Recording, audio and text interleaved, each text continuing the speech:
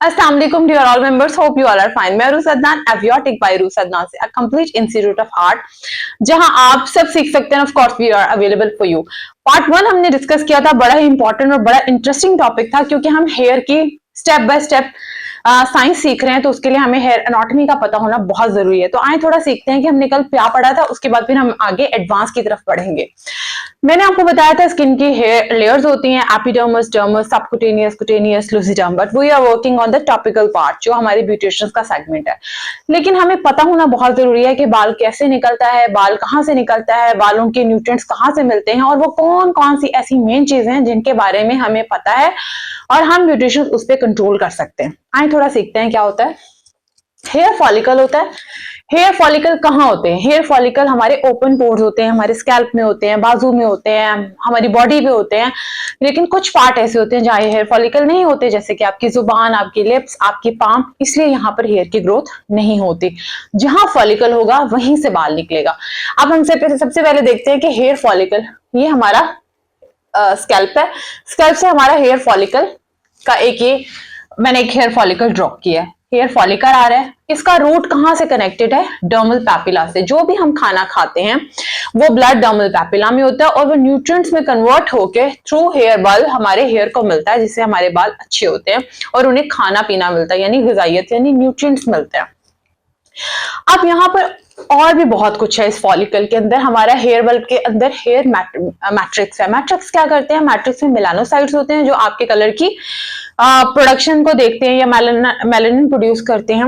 Melanin दो तरह के होते हैं, यू मेलानिन या फ्यू मेलानिन. अगर आप एशियन है तो आपका यू मेलानिन है, और अगर आप यूरोपियन है तो फिर आपके फ्यू मेलानिन है.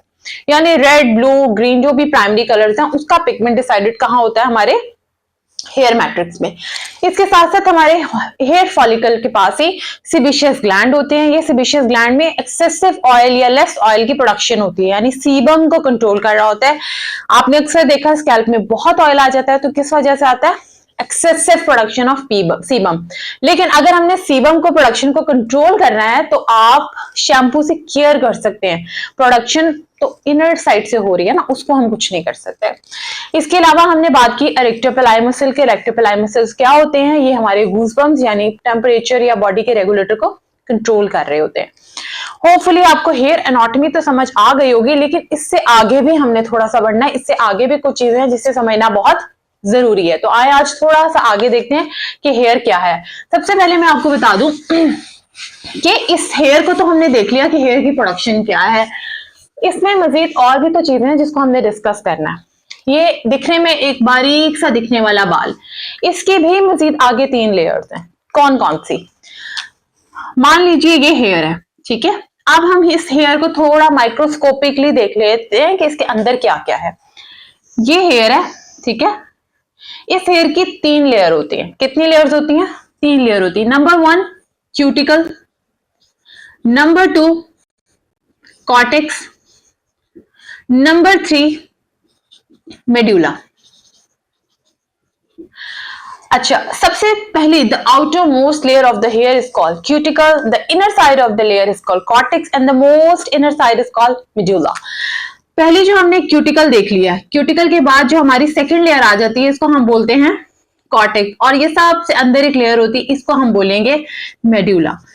मेड्यूला जो है वो बहुत मोटे बाल हो तो उसमें प्रेजेंट होता है, हर बाल में मौजूद नहीं होता. But the 2 most important layer which is cuticle and cortex. अब हम इसके ऊपर बात करते हैं एक एक लेयर को कि क्या होती है. सबसे पहले हम क्यूटिकल की बात करते हैं, ठीक है. अच्छा, क्यूटिकल क्या होता है? आप शैम्पू करते हैं, आपका बाल ऐसा होता है? नहीं. जब हम शैम्पू नहीं कर रहे होते हैं हमारा बाल स्ट्रेट होता है.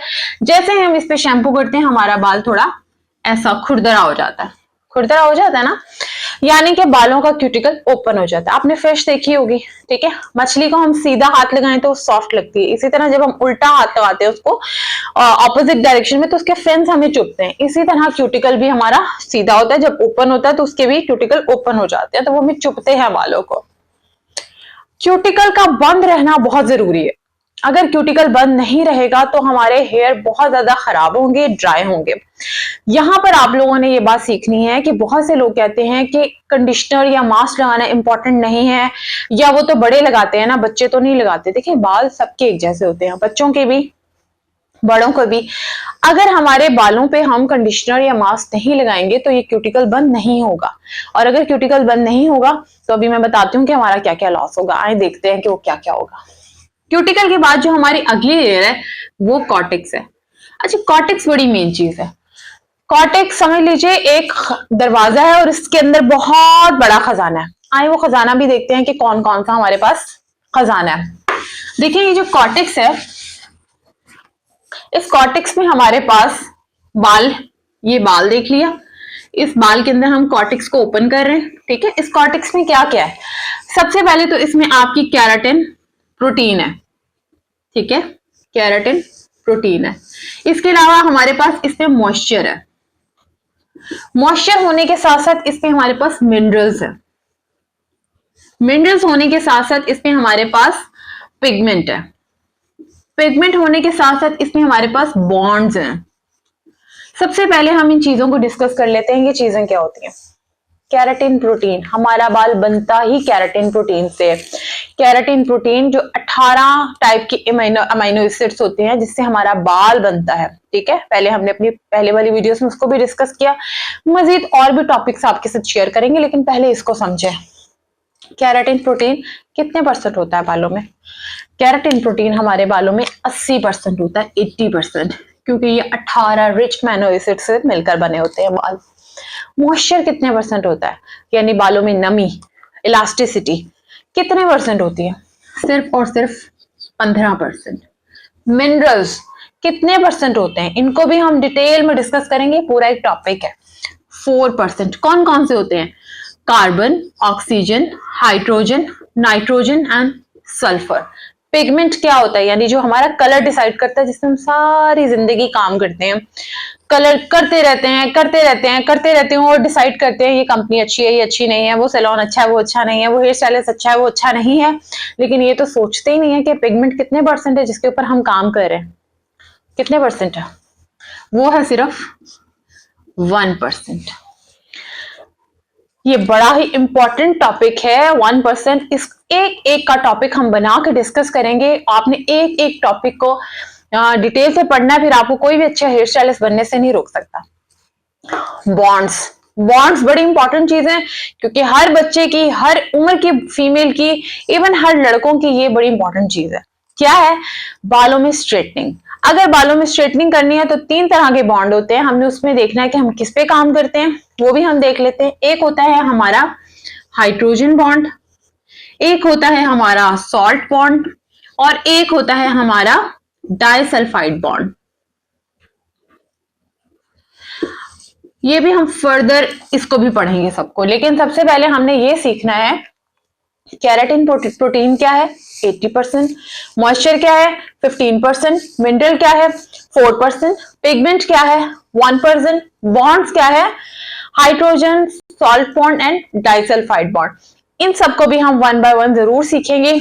और सबसे पहले हम कलर को सीखने के लिए हमें हेयर साइंस का पता होना बहुत जरूरी है। अगर हम बालों को ही नहीं सीखेंगे, हमें पता ही नहीं होगा थिक हेयर क्या होता है, पोरस बाल क्या होता है, कोटेड बाल क्या होता है, मेटालिक बाल क्या होता है, सिंथेटिक बाल क्या होता है, अगर हमें हेयर का ही नहीं पता होगा तो हम हेयर को ट्रीट कैसे करेंगे। ठीक है, होपफुली आपको आज की वीडियो अच्छी लगी होगी। अगर अच्छी लगी होगी तो प्लीज शेयर कर दीजिएगा, फॉलो कर दीजिएगा, सब्सक्राइब कर दीजिएगा। Thank you.